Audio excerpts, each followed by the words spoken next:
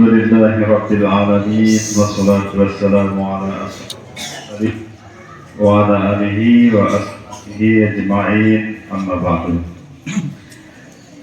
Yang kami hormati Suriah Pengurus Cabang Nahdlatul Ulama Kabupaten Lombok Timur, Ustaz Ahmad Tanwir MHI bersama Tuan Guru Haji Hilmi, Ketua Tamfiziyah Pengurus Cabang Nahdlatul Ulama Kabupaten Lombok Timur yang kami hormati, beserta jajaran teman-teman komunitas Suriah yang ibu-ibu yang kami hormati, anak-anakku santri dan santriwati yang kami cintai. Pertama, patutlah kita bersyukur kehadirat Allah Subhanahu wa Ta'ala bahwa pada malam hari ini kita dapat hadir berijtima di tempat ini dalam kita melantunkan zikir dan doa kepada sosok panutan kita, teladan kita, guru kita, yaitu almarhum Kiai Haji Abdurrahman Wahid.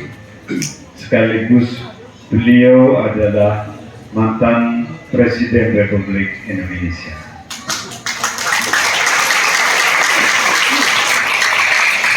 Salawat dan salam senantiasa kita sanjungkan kepada junjungan alam Nabi Muhammad Sallallahu Alaihi Wasallam. Mudah-mudahan di yaumil akhirah nanti kita semua mendapat syafaatnya.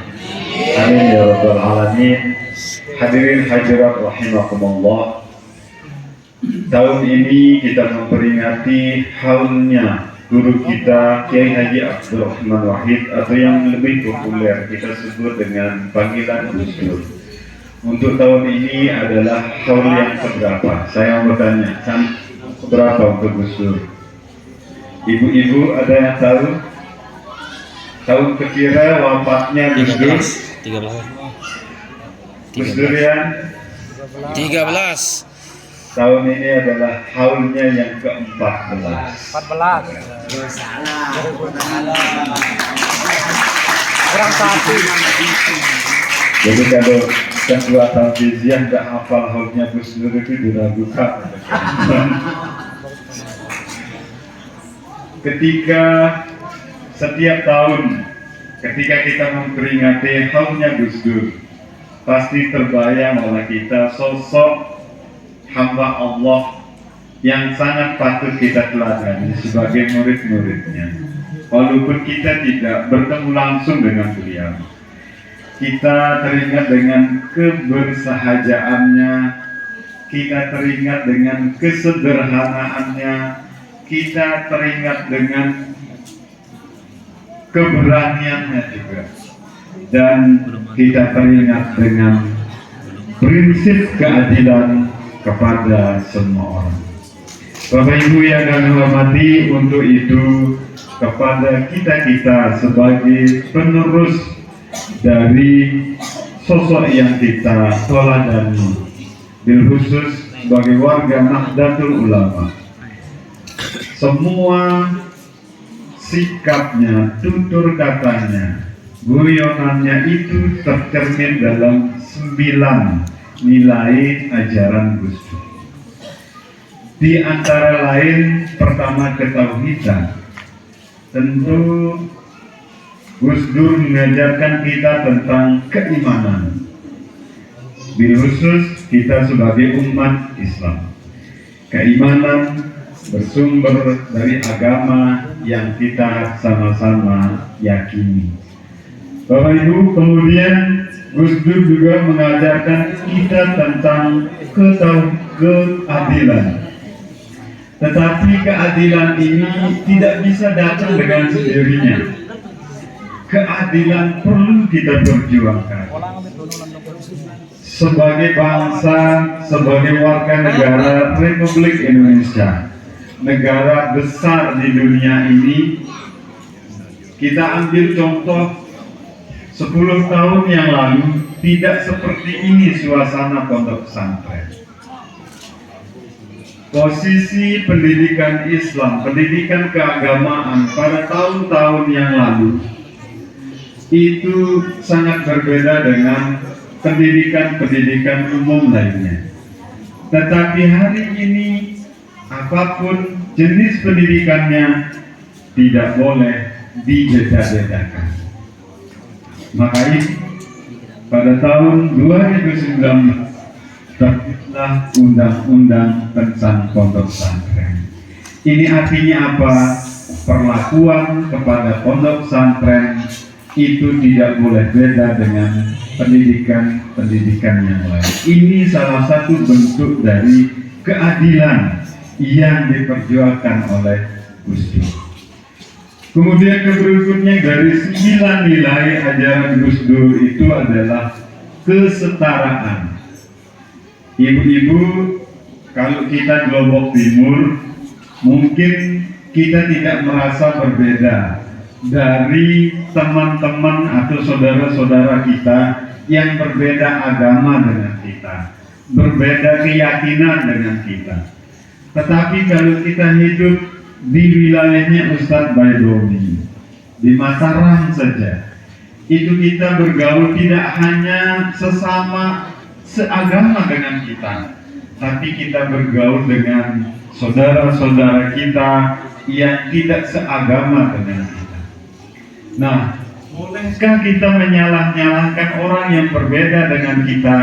Gus Dur tidak membolehkan kita untuk menyalah-nyalahkan walaupun berbeda dengan kita, walaupun keyakinan kita berbeda, karena kita adalah sesama makhluk Allah Subhanahu wa Ta'ala. Apalagi hanya berbeda kunut dan tidak kunut, itu tidak boleh kita saling menyalahkan. Apa kata Kiai Haji Mustafa Bisri? Malaikat itu selalu benar, katanya itu. Jadi nggak ada malaikat yang ceritanya salah. Malaikat itu selalu benar, tetapi setan selalu salah. Tidak pernah benar di kerjaannya setan, mau namanya saja setan. Nah, kita manusia ini bukan setan, tapi bukan juga malaikat. Jadi, makanya kadang-kadang kita benar, kadang-kadang kita juga salah. Maka itu kita tidak boleh saling menyalahkan. Ini salah satu dari nilai yang diajarkan oleh guru kita Kiai Haji Abdul Rahman. Kemudian ada juga nilai kesetariaan, ya, nilai pemberani dalam memperjuangkan keadilan, memperjuangkan hak-hak itu. Kita tidak boleh takut siapapun di depan kita. Ini penting untuk anak-anak santri. Kalau misalnya ada orang yang menzolimi kita, maka pantang kita mundur untuk kita tegakkan kebenaran itu.